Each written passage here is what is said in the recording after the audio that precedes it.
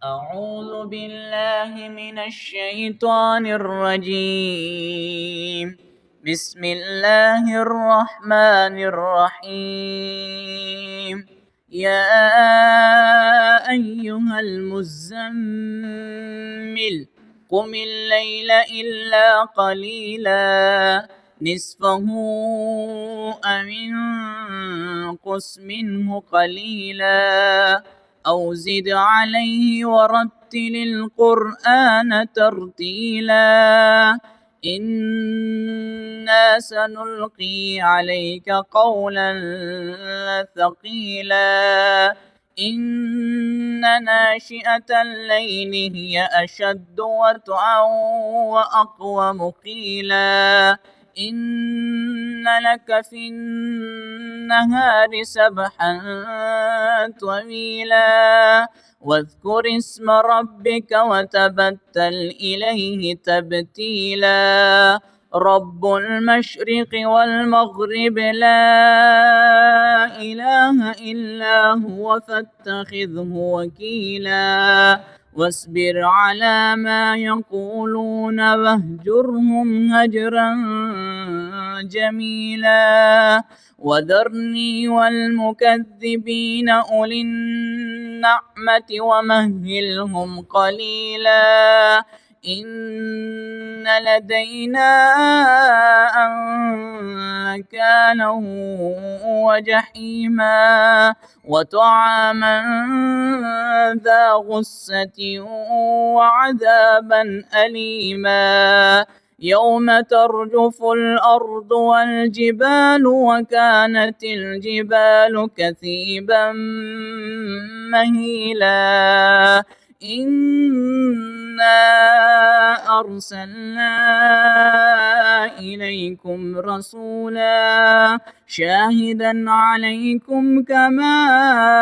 أرسلنا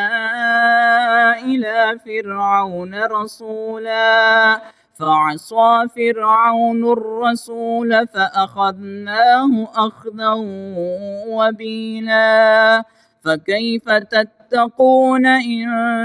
كفرتم يوما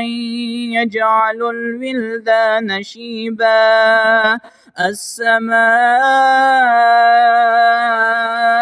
منفطر به كان وعده مفعولا إن هذه تذكرة فمن شاء اتخذ إلى ربه سبيلا إن ربك يعلم أنك تقوم أدنى من ثلثي الليل ونصفه وثلثه وطائفة من الذين معك والله يقدر الليل والنهار علم أن لن تحصوه فتاب عليكم فاقرؤوا ما تيسر من القرآن علم أن سيكون منكم مرضى وآخرون يضربون في الأرض يبتغون من فضل الله وآخرون يقاتلون في سبيل الله فاقرؤوا ما تيسر منه وأقيموا الصلاة وآتوا الزكاة وأقرضوا الله قرضا حسنا وما تقدموا لأنفسكم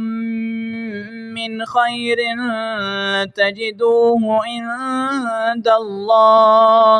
عند الله هو خيرا وأعظم أجرا واستغفروا الله إن الله غفور رحيم.